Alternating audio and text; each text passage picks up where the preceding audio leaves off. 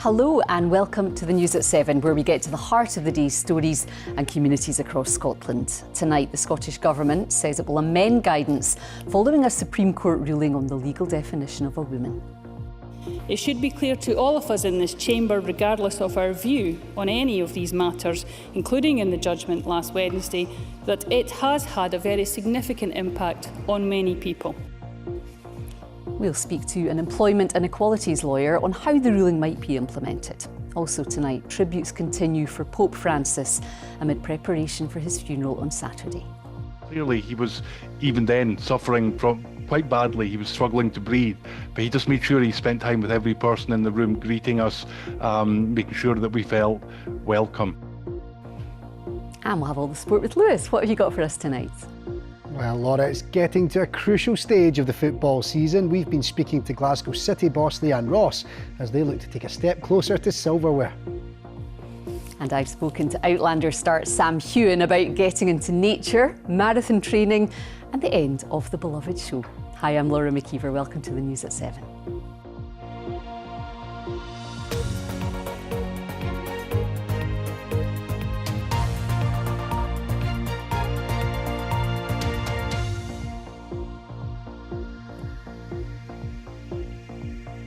The Scottish Government says it will move at pace to implement the effects of a ruling by the UK Supreme Court that a woman is defined by biological sex under equalities law. The Social Justice Secretary, Shirley-Anne Somerville, made a statement to Holyrood earlier saying the government fully accepted the court's judgment. Ministers are due to meet the Equality and Human Rights Commission later this week, which is expected to publish updated guidance by the summer. Here is some of this afternoon's Holyrood debate. This judgment has confirmed the definition of women under the Equality Act. There have been many challenging arguments over the past 5 years, and I hope that we can move to a point where we again focus on progressing equality for the people of Scotland. The pursuit of equality is not a contest between communities. It is a collective effort to build a fairer Scotland for all and the foundation on which this Parliament was built. This Parliament and this Government turned away as women's reputations were being trashed. Women were being suspended or hounded out of their jobs simply for stating that sex is immutable. And they refused to listen when women were being harmed in single-sex spaces, services and sports. Politicians that did not stand up for women should hang their heads in shame. Well, that is a bit of what some of the politicians had to say today. Let's speak now to equalities and employment lawyer Eloisa Crichton, who is a partner at Denton's law firm. Good evening to you. Hello. Thank you so much for coming in. So the Scottish Government have said they'll move at pace to implement the Supreme Court ruling. What will the detail of this perhaps look like? Well, I think that's what people are waiting to see, and we can see that employers are wondering, organisations are wondering, and the Scottish Government is wondering too exactly what this will look like. And what they're doing is suggesting that they want to engage with the Equalities and Human Rights Commission, and they're the body that actually enforces these types of rights. So they're going to wait to see what the guidance looks like on that. But obviously they are facing this challenge of the fact that because this is a court ruling and not a legal change that's come in after consultation, effectively those laws apply now. So people are wondering what to do and waiting for that kind of steer from government and the Equalities and Human Rights Commission. Yes, so it's been clarified. Just remind us what it clarifies. Yeah, certainly. So the ruling was pretty clear, and what it did was it said that your sex for the purpose of the Equalities Act should be determined based on how it was classified at birth. So what it says on your birth certificate. And that was a bit of a change from what had been happening in practice, because often in practice, what you would see was people being able to use single-sex facilities based on the sex that they identified with. That could be after they'd changed gender with a gender recognition certificate or the gender that they were living by. And what we've seen is the court clarifying that that's not the right way to classify sex. And it means that trans people who might have previously been using female spaces should actually now be classified as male for the purpose of those spaces. And we can see that that has a practical impact about how we really kind of bring that to life when it comes to day-to-day activities of people. So how might businesses and organisations act now then, given the ruling? Well, one important thing that businesses are doing is really being clear that trans people still have rights, they're protected from discrimination, they shouldn't be harassed. So that kind of messaging is really important to show that everybody is supported and to recognise that we do have a bit of a change to grapple with. Now, how people actually implement it will often depend on the type of services they offer. For employers, they might be looking at bathroom facilities. And for some, they will have a range of facilities that can be used. So they might have male spaces, female spaces, gender neutral, accessible spaces. And that gives more choice. It might not be a perfect solution when they come to first implement it, because we're still finding our way. For places where there is less choice, then that becomes more stark. So one of the concerns we see is people worried about being outed as trans, if that's not publicly known already, and whether they will feel comfortable in the space that they are to use now. Very briefly, the EHRC are going to be responsible then for the implementation, for the enforcement. Yeah, that's correct. So they have that function as a kind of a body to do it. We also might have rights of individuals to raise claims in relation to whether they think the Equality Act is being complied with. OK, thank you very much for coming in and explaining more tonight, Eloisa. Thank you. Thank you. And thank you for joining us tonight. More to come in the programme, including... Hi there, I'm Sam Hewan, and I'll be talking about the prescription for nature on Reporting Scotland at 7. I bring good news with high pressure building in from the north, more of this to come, and some real warmth coming our way as well this week.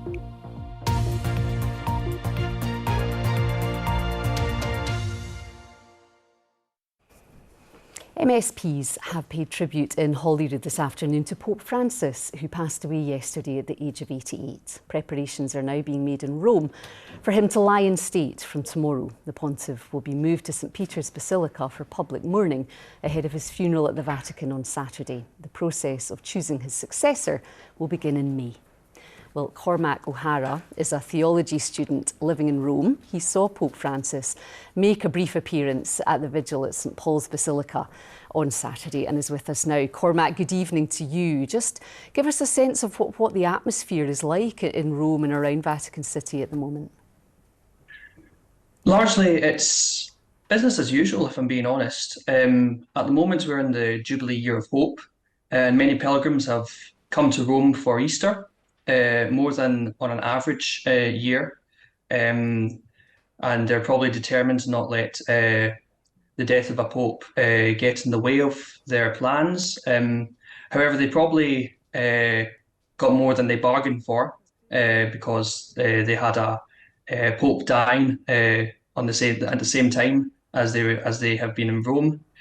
There's lots of media here, as it would be expected, outside the likes of St Peter's Basilica and the other major pilgrimage sites. But I feel as the week progresses, there will be more of a sombre atmosphere that will descend upon the Eternal City. Yeah, and he will be lying in state. Do you think lots of people will take that opportunity to go and pay tribute? Yes, I think they will, because he's not really... He's a pope that has broken a lot of traditions, and is not scared to break away from them, because he championed a lot of social justice values, such as the poor, such as the people who were on the fringes of society, and was a lot more of a bridge builder. That's what pontiff means. It's the Supreme Pontiff, the Supreme Bridge Builder. He built a lot of bridges for people who perhaps historically have been ostracized from the Catholic Church. And I feel many people, many hundreds of thousands will swarm to St. Peter's to get a glimpse of the late pontiff's body before he is laid to rest. OK, well, Cormac O'Hara, many thanks for joining us on tonight's News at 7. Among those paying tribute today was the founder and CEO of the charity Mary's Meals, Magnus McFarlane Barrow. He last saw the Pope in February at the Children's Rights Summit at the Vatican. At the beginning of the day, even though he was in his wheelchair, and clearly he was even then suffering from quite badly, he was struggling to breathe, but he just made sure he spent time with every person in the room, greeting us, making sure that we felt welcome. And that was my experience with him every time I met him. What did you feel in terms of your own spirituality, perhaps, as well as the professional experience that you had as part of the charity. Was it a very interesting and enlightening thing to spend time with him? It was. I mean, he had this great gift of encouragement. I remember the very first time I met him, not long after he became Pope. He just kind of gripped my arm, and when we were talking about Mary's Meals, this work we do to feed hungry children, and he just said, keep going, go forward.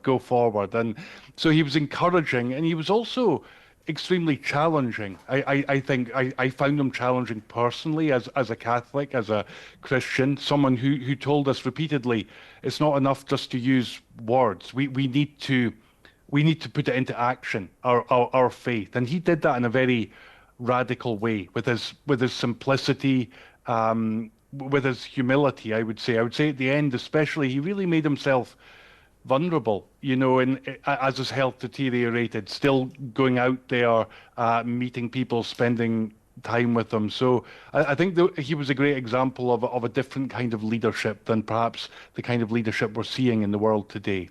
What do you think his legacy will be then? Do you think he leaves behind a different Catholic Church?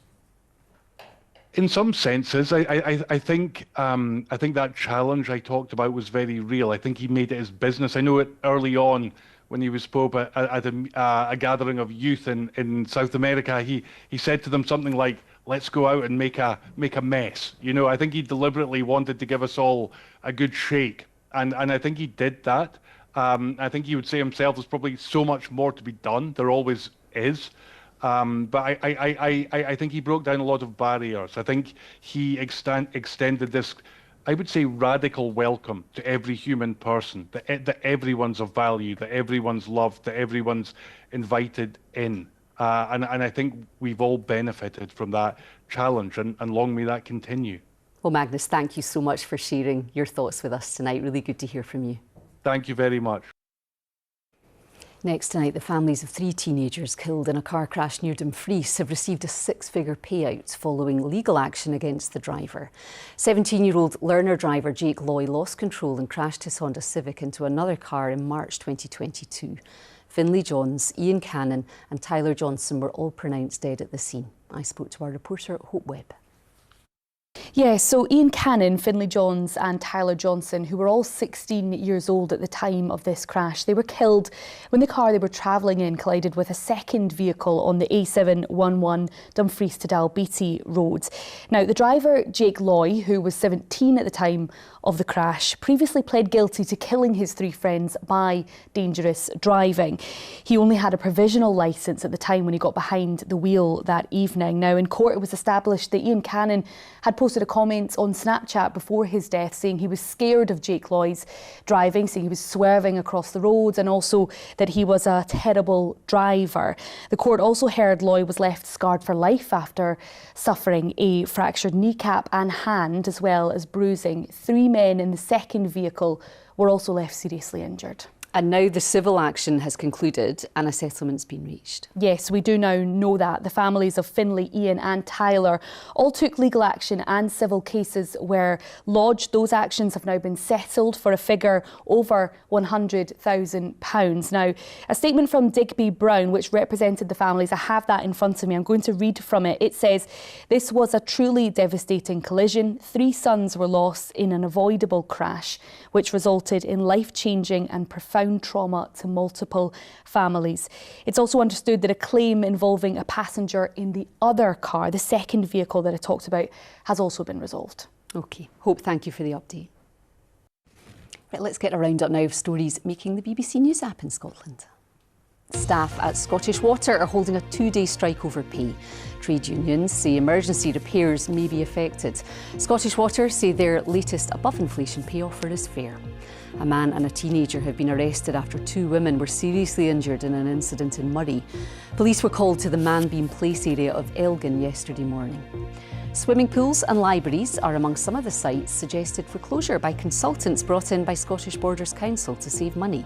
The council will discuss the findings on Thursday. An Aberdeenshire mother says reconstructive surgery on her jaw has changed her life. Alana Brown's jaw stopped growing after a bike accident when she was 10 years old. And the cost of a round of golf on the old course at St Andrews is being temporarily cut to make it more accessible to Scottish players. It will bring the price from £340 to £42.50. For more information on all of these stories, you can scan the QR code there for you on the screen now. It will take you to the BBC Scotland News app, where there's more there, including more golf. News of a feasibility survey has been commissioned on the Open Championship being held at Donald Trump's Turnberry Golf Course again. To Aberdeen now, and some criminal defence solicitors are boycotting a new system designed to make justice more efficient in a row over legal aid fees. It's claimed a pilot of summary case management has reduced the number of trials and saved thousands of witnesses from needing to attend court. But defence lawyers are boycotting it because of what they say is the stagnation of legal aid rates. Ben Phillip has more. Sheriff courts in Scotland handle criminal cases through solemn procedures with a jury and summary cases without a jury. Summary trials deal with crimes considered less serious, such as breach of the peace, driving offences like speeding and minor assaults. Summary case management has been piloted elsewhere in Scotland. It's now being introduced here in Aberdeen. Its aim is to tackle court backlogs and delays, streamlining summary trials so cases are ultimately resolved quicker. It involves evidence being disclosed to the defence as soon as possible, and in some cases has led to earlier guilty pleas, meaning some trials don't need to go ahead. The system has been welcomed by many, including victims of crime, but defence lawyers argue it gives them more work to do earlier in the process, while legal aid rates are below where they would like. The Scottish Government has allowed legal aid rates to dwindle to the stage where we're now in a situation where private solicitors firms are effectively subsidising the system. Legal aid rates are being paid at a loss-making level for many firms, and that cannot be allowed to continue.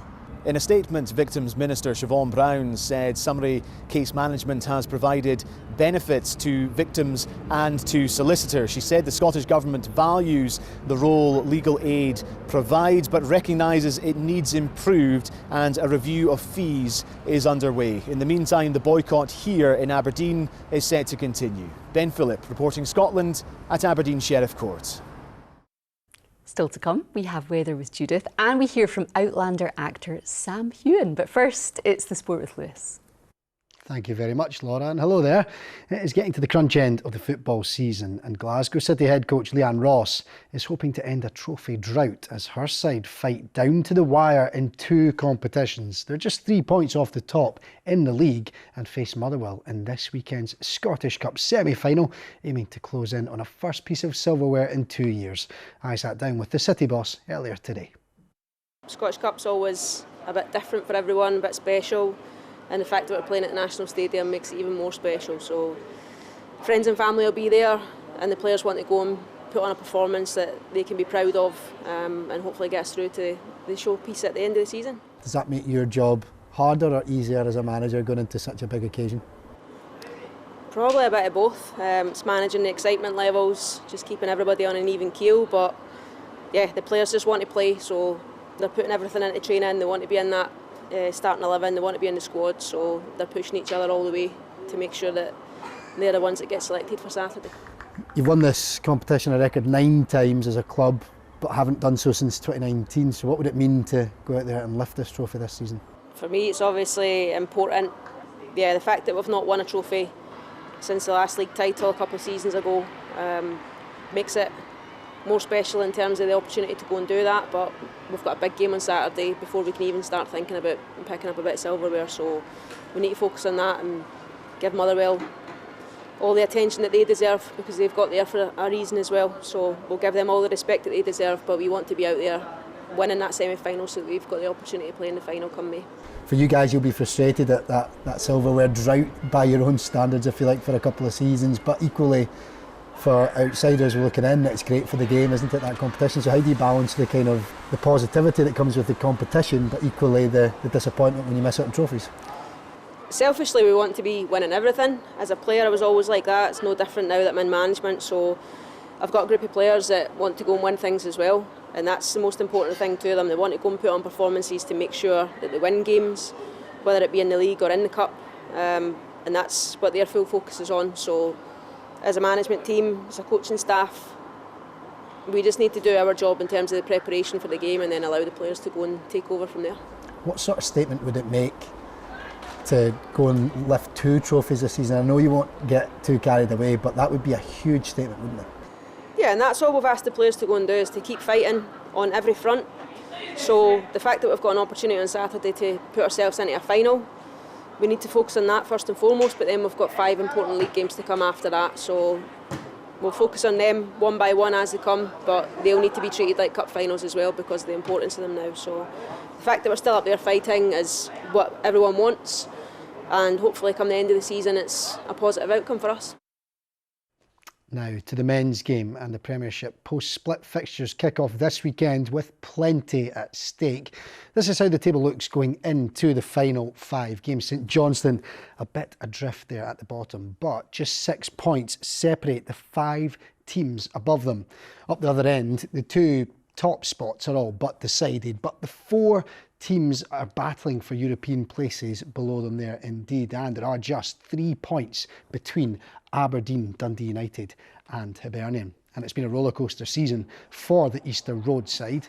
After a terrible start, they are now on a 17-game unbeaten run in the league, with the Cadden twins playing a big part in their revival. Defender Chris hopes he and brother Nicky can help the team keep it going and wrap up 3rd spot.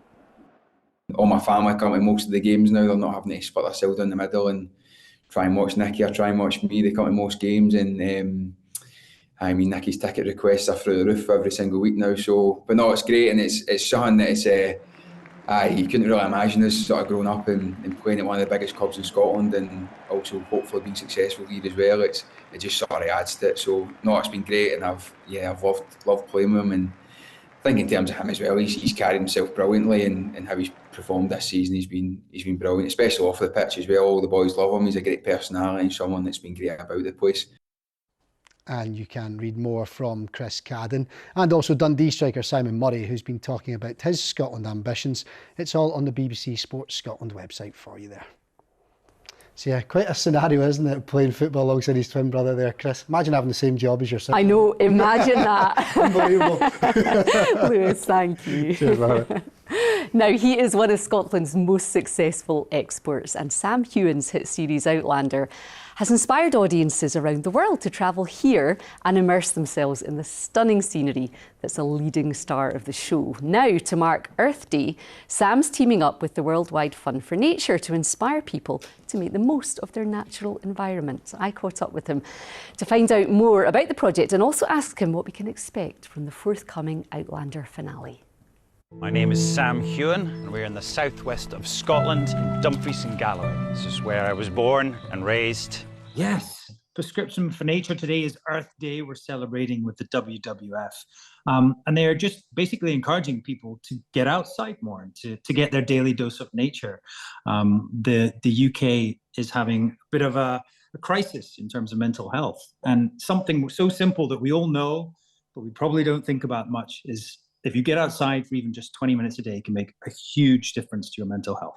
How would you say this has helped you then and your well-being? Oh, for me, a great deal. You know, I love to get outdoors. I've been very lucky in my career, certainly shooting on Outlander. We were always outside in the wild of Scotland. But yeah, I mean, honestly, just taking time out, enjoying the scenery. Obviously, we're very lucky in Scotland to have such incredible scenery. But yeah, even 20 minutes can make the world of difference, because we all lead these busy lives. We're on apps, we're talking online all the time, we're connected to our phones. So it's really great just to switch off for a short period of time, and you'll see how much that can benefit you. And you've been training for a marathon, haven't you? You're doing the London Marathon. How's the training going, and have you enjoyed that process of running outside, of spending that much time outdoors? Indeed. Well, you know, it is a great way to explore your local landscape. And I was in America recently. I was running in different states, from New York in the snow, cold, to Chicago, to Denver, to the heat of Los Angeles and Arizona. And it's amazing because, you know, you don't know these places, but you go out there and you just run and you find yourself exploring. And I love to do that when I go to a new city, to just go for a run and see where it takes you. Normally you get a wee bit lost, but then, you know, through that process, you can find your way back to wherever you're staying. And yeah, it's a great way to get outdoors, to explore new places. And I would recommend it for everyone, though I might not recommend a marathon come Sunday. Now, you are reaching the end, aren't you? Outlander is coming to an end. How are you feeling about this final season? It's been such a big part of your life for such a long time. That's correct. Yeah, we shot the last season of the show, season 8. I think we finished in November. It's still coming out. Not sure when yet, but it will be out soon. But there's so much to look forward to. There's the prequel show, Blood of My Blood, which is coming out. Really, it's been a huge part of my life. I've been very lucky. It, I guess, reacquainted me with Scotland. You know, I was living elsewhere in London and abroad, so I came back to Scotland and so happy here. It's such an amazing country, so much to celebrate, great culture, great scenery, and yeah, I feel very, very lucky to have been part of that journey. Sam, it's been lovely to talk to you. Thank you so much, and best of luck with the marathon. We'll follow your progress. Thank you. I think I'll need it, but I will feel your support in every way. Thank you so much. And good luck to everyone else partaking in the marathon this weekend. Sam Hewen speaking to me earlier, and Outlander fans will have to wait another few months before the release of the 8th and final season, with the launch date yet to be confirmed. Right, weather time now. Judith is here. It's right about Scotland, isn't he? Isn't he just? And you've got all the pictures to show it. All the stars that you interview. On first name terms with them all. It was a nice one. Very good evening to you. Well, we did see some glorious sunshine there, Balmeady Beach in Aberdeenshire. A wee bit of cloud there. Look at that. So the colour of the sand and the sea. There's nothing quite like Scotland. I am in agreement with Laura's friend Sam, and the beautiful Linlithgow Palace are rising above, looking beautiful against the grey skies behind it. Yeah, nowhere like Scotland. And even these sheep think that as well behind me. If you can just see them there, standing there enjoying the morning sunshine earlier on. Let's take a wee look at the pressure chart. I always think it's a good way to explain what's happening during the week ahead. First of all, this wee front bringing a glancing blow to southwest Scotland tonight, just a wee bit of rain, but it clears away as high pressure starts to build, and quite strongly as we head through the course of the week, keeping a lot of dry weather across Scotland. And this big layer of low pressure out in the Atlantic throws out a weather front come the end of the week and into the weekend, and the high actually takes the energy out of it, so it manifests itself in thicker cloud and some light rain as things stand. So into tomorrow morning, quite a chilly start to the day across many parts of the country. A bit of low cloud running through the central lowlands and across eastern Scotland as well. But out with here, so lots of dry weather, lots of sunshine, maybe the odd early mist patch, but that should clear away. Could be cold enough for a wee touch of frost in some of the glens across northern Scotland. And we have the remnants of a front that will be lying across Shetland tonight, bringing thicker cloud and some outbreaks of rain. But that promises to be kind of disintegrate really as that high pressure starts to build in. As we head through the day, Western Scotland always seeing the best of the sunshine, the west coast. Some afternoon showers will break out, cloud will build. I think the main focus of those afternoon showers will be over higher ground, and we'll hang on to a bit of cloud for eastern coastal areas as well as the flow backs into the east, pushing in some of that cloud. Cool on the east coast itself, 16, possibly 17 Celsius in the sunshine across Western Scotland. Tomorrow evening, the showers melt away along with the cloud. We'll maintain a bit of cloud across eastern Scotland, the clearest skies across the west and north. It would be another chilly one. So chilly start to Thursday, almost an east-west split first thing.